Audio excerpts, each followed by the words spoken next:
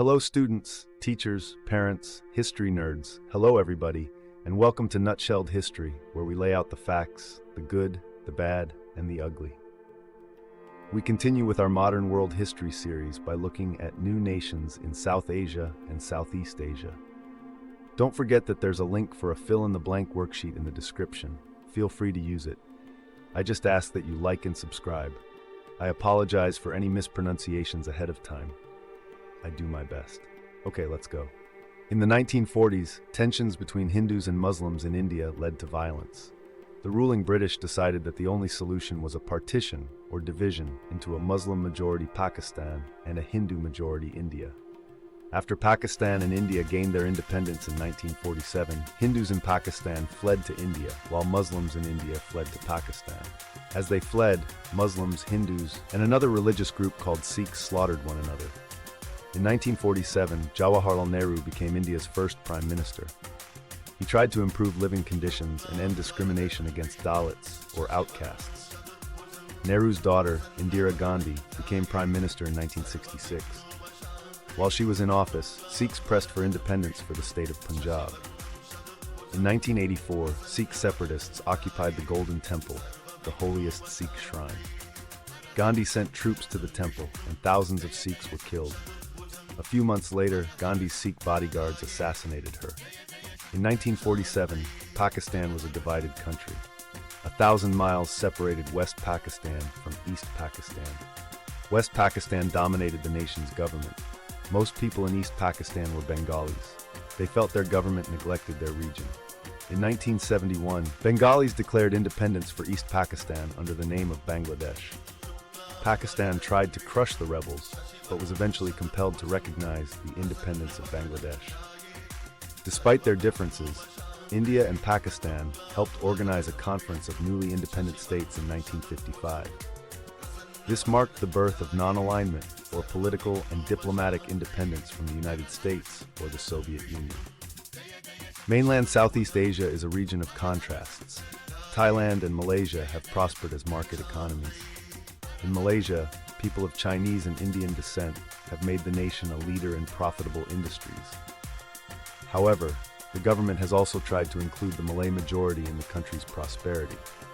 By contrast, Myanmar, or Burma, has suffered under an autocratic government, a government that has unlimited power.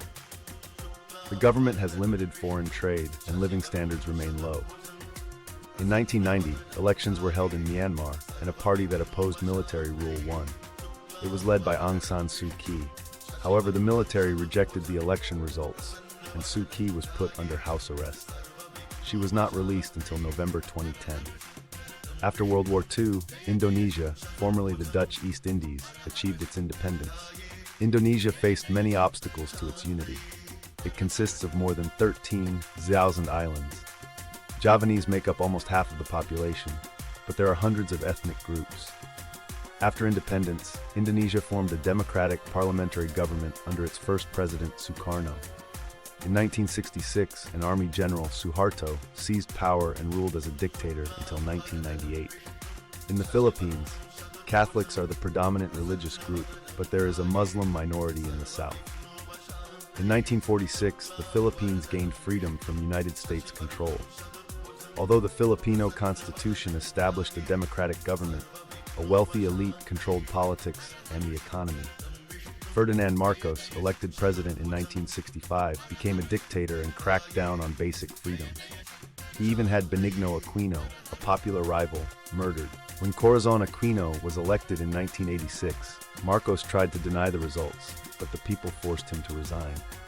Since then, democracy has struggled to survive in the Philippines. Communist and Muslim rebels continue to fight across the country. Okay, let's recap. The 1940s saw India split into India and Pakistan in what was basically the messiest divorce ever, complete with mass migrations, violence, and heartbreak. Nehru, India's first prime minister, tried to clean things up, but his daughter, Indira Gandhi, had her hands full with Sikh separatists, leading to a showdown at the Golden Temple and her eventual assassination by her own bodyguards. Meanwhile, Pakistan had its own drama. East Pakistan, feeling very neglected, broke away in 1971 to become Bangladesh. Amid all this, India and Pakistan surprisingly teamed up to create the non-aligned movement, deciding they didn't need Cold War superpowers as referees. Elsewhere in Southeast Asia, Thailand and Malaysia thrived, Myanmar stayed under oppressive rule, and Indonesia tried to keep its 13,000 islands on the same page despite some dictatorial detours. In the Philippines, democracy barely held on through Marcos's authoritarian antics, people power revolts, and ongoing rebel conflicts. It's been a chaotic neighborhood, to say the least. There you have it, folks. That is new nations in South Asia and Southeast Asia nutshelled. Thanks for stopping by Nutshelled History. It isn't a new request, but I am going to make it again. Go absolutely nuts on those like and subscribe buttons for me. New nations will emerge. What are good names for the new nations? Let us know in the comments down below. See y'all next time on Nutshelled History.